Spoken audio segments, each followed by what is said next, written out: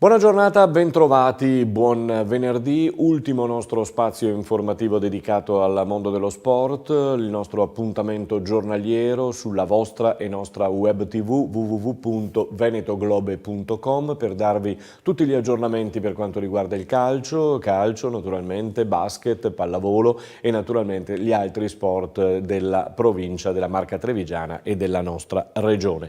Cominciamo subito questo nostro ultimo telegiornale sportivo della settimana con due lutti, l'ultimo abbraccio oggi, stamane a Gilberto Benetton con la cerimonia funebre in Duomo di Treviso, un Duomo blindato per le molte persone presenti, amici sportivi e manager che hanno salutato la persona, il signor Gilberto, che sarà ricordata in Consiglio Comunale nelle prossime settimane assieme al fratello Carlo, anche lui prematuramente scomparso. Un altro lutto colpisce il mondo della pallavolo femminile, lo sport italiano in genere, lo sport internazionale. La morte di Sara Anzanello, giovane 38enne di Ponte di Piave, operata e trapiantata di fegato alcuni anni fa, è morta ieri, una delle pallavoliste più amate ed apprezzate degli ultimi 20 anni. Con la maglia della nazionale Sara Anzanello aveva vinto il Mondiale del 2002 contribuendo alla Coppa del Mondo del 2007 e del 2011. Poco dopo la sua morte su Facebook è apparso il suo ultimo post, la sua ultima lettera prima di morire. Lasciamo la tristezza di queste due notizie in apertura e parliamo adesso di calcio. Europa League per il Milan ieri sera in casa contro il Siviglia di Betis, o il Betis Siviglia come preferite, doveva essere non diciamo una passeggiata, però una partita sotto controllo da parte degli uomini di Gattuso, invece è arrivata la sconfitta 2-1 per il Betis. È un Gattuso che sembra rischiare il posto in panchina, sembra avere le ore contate, anche se Leonardo e la società milanese dicono che non è vero. L'altra gara riguardava la Lazio, Marsiglia-Lazio è terminata 3-1 per la Lazio con Garcia, tecnico del Marsiglia, che è stato affondato dai laziali e che gli avranno senza dubbio ricordato i suoi derby romani.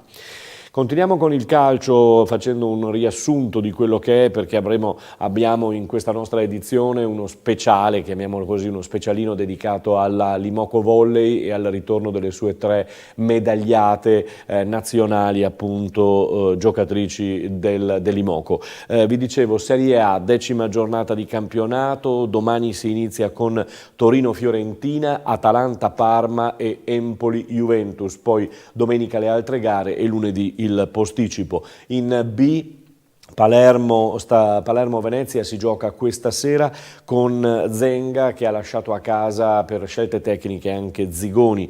Domani invece Padova-Spezia, Pescara-Cittadella, Verona-Perugia. Le altre gare la domenica.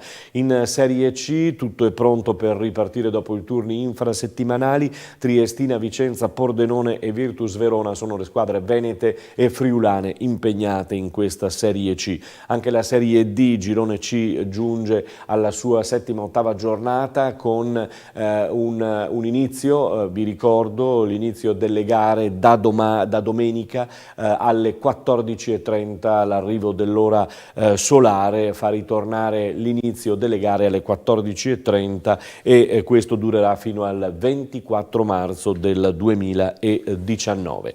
Parliamo di eccellenza, parliamo di Treviso e allora chiedo alla regia di farmi partire le immagini che vi stiamo per mostrare. Eccole qui, ci sono state fornite dal sito e ci sono state fornite dalla società trevigiana del Treviso Calcio. Avete saputo e ieri ne dicevamo anche noi, ne rendevamo conto di Corò, questo giocatore del calcio Treviso, un giovane che si è reso protagonista. Ecco, queste sono le immagini che vanno a confermare la rissa che c'è stata. Purtroppo non possiamo sentire le parole parole e nemmeno sentendole si capisce quello che può essere successo. Chiaramente da casa Treviso dicono che non ci sono state frasi razziste di Corò al cospetto di Diomandé. 2 giornate gli sono state comminate per essere entrato dalla panchina dopo essere stato già allontanato, Corò per l'appunto, e 10 giornate di squalifica per aver pronunciato frasi razziste nei confronti appunto del giocatore del QDP Diomandé.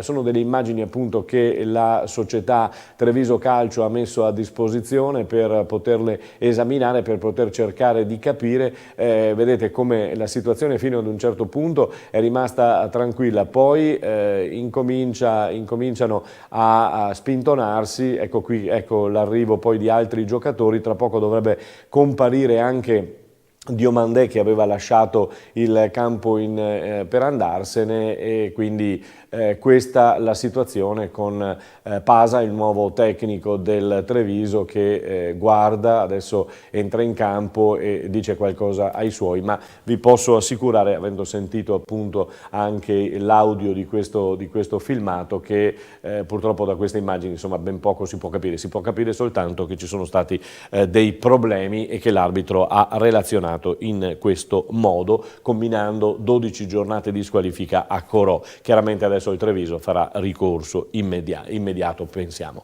Passiamo adesso al basket con la TVB Treviso Basket, che dopo la sconfitta di domenica contro la Fortitudo si è rifatta a Cagliari l'altra sera vincendo il turno infrasettimanale per 87-72. Domenica alta trasferta per gli uomini di Max Menetti, a 100 la matricola del campionato.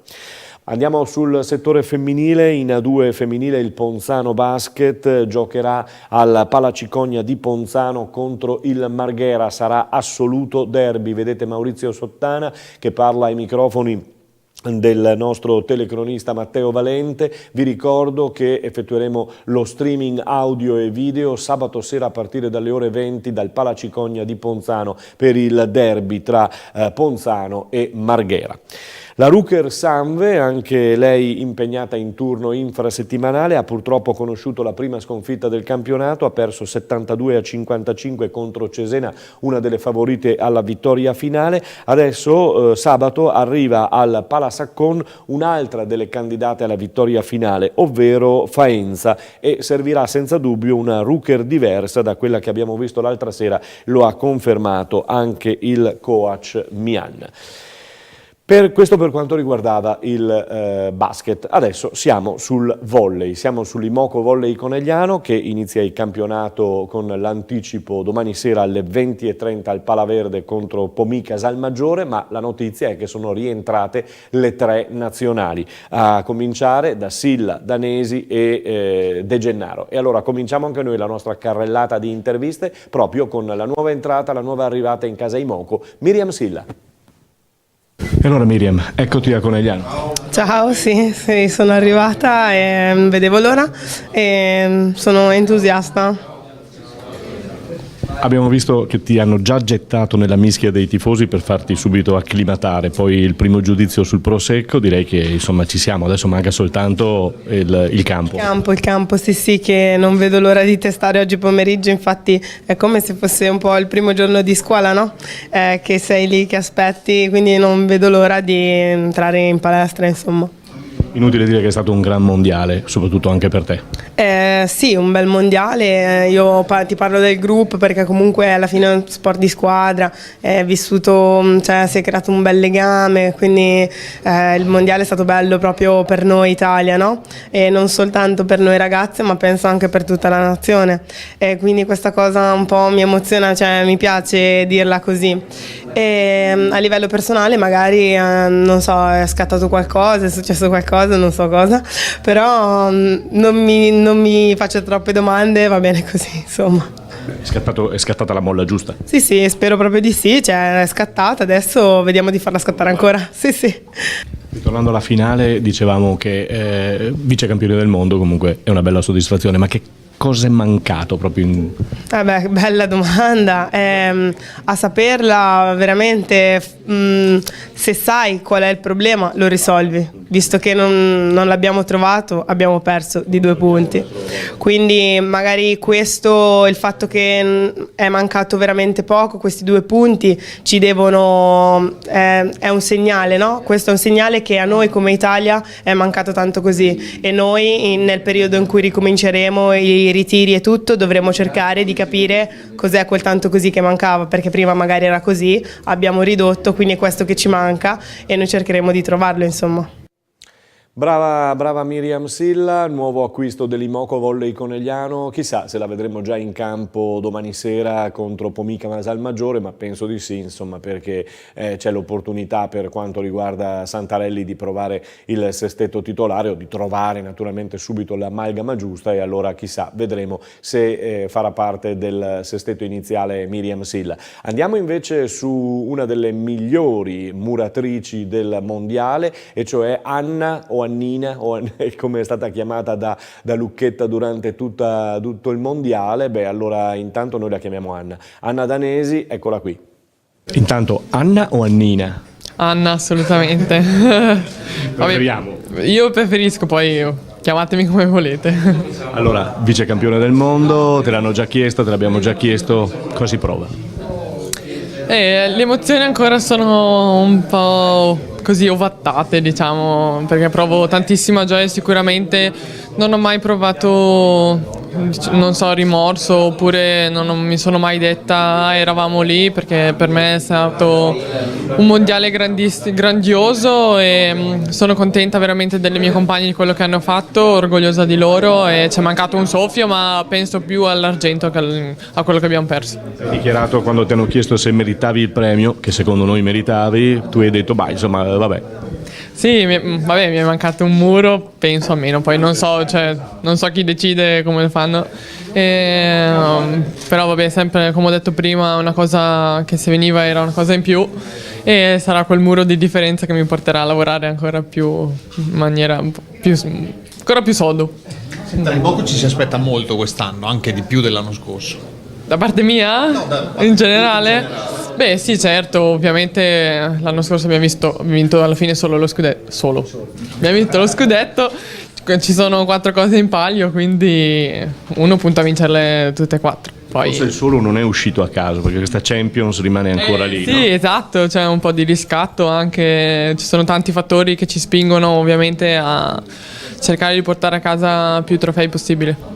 Senti, 2 anni fa hai fatto la prima avventura alle Olimpiadi, adesso un mondiale da protagonista, insomma direi che alla giovane età cosa ti poni come obiettivi davanti ancora?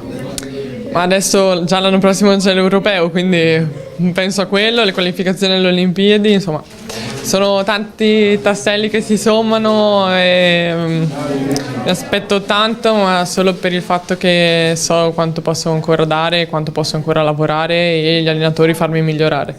Questo. Brava Anna Danesi, anche lei scopriremo domani sera al Palaverde se sarà nel sestetto iniziale schierato da Santarelli. Adesso andiamo con una veterana, e cioè Monica De Gennaro, che tra l'altro è stata premiata ancora una volta come miglior libero del mondo, e allora andiamo a sentirla. Cosa hai pensato, queste 2 palle buttate di là che potevano cambiare la storia? Ma in realtà non lo so, in realtà lì per lì io pensavo solo di prenderla, e peccato, me ne sono andata tutte di là, ho detto magari se ne tenevo una di qua sarebbe andata diverso, però è andata così, doveva andare così. Bella anche questa, no? Stimo che è stato un altro mondiale da protagonista, un altro titolo di miglior libero del mondo, insomma una conferma, anche se prima hai detto non so se ne giocherò un'altra. Finale.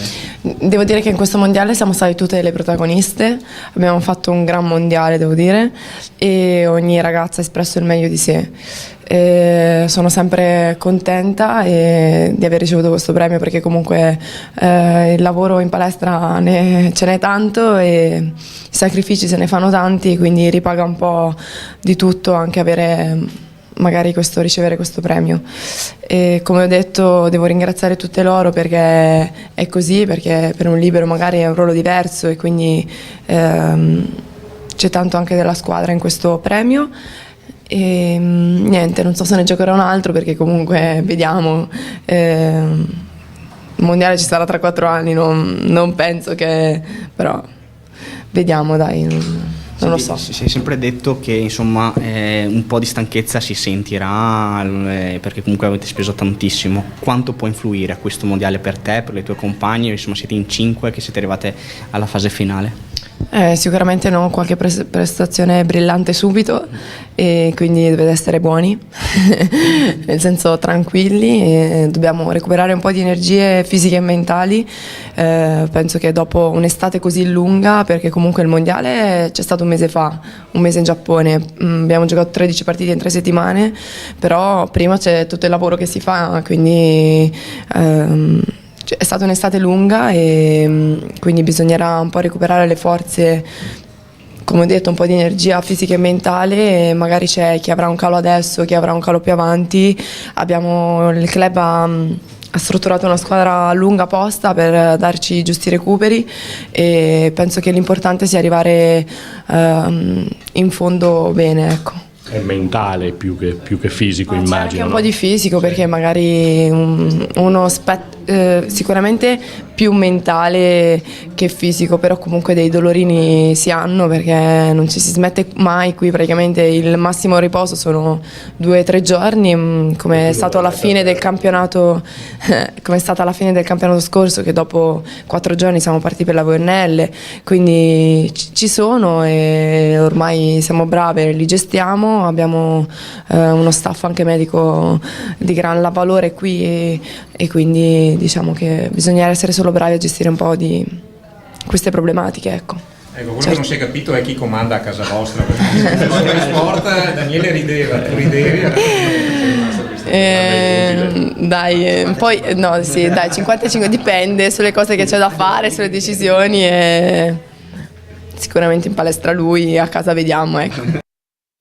A casa vediamo, insomma, chi comanda in casa Santarelli De Gennaro. Bene, siamo riusciti anche a farla sorridere, un po' stanca Monica, ci auguriamo che possa essere subito pronta e che possa andare in campo con il suo grande valore. Intanto domani sera al Palaverde ci sarà lo scoprimento della coccarda, diciamo, per il secondo scudetto, per la Coppa, poi un saluto speciale alle 3 vice campionesse del mondo. Insomma, sarà una serata particolare. Sarà una giornata particolare anche per la nostra redazione per quanto riguarda lo sport, perché domani pomeriggio ore 16 saremo a Monigo a seguire l'incontro tra la Benetton Rugby, che giocherà con il lutto al braccio per la morte del suo paron Gilberto Benetton, contro l'Eister, una squadra, dicono appunto, formata in gran parte da tutta la nazionale irlandese. E allora godiamoci questa intervista con Giovanni Pettinelli, che ci spiega come sarà la gara.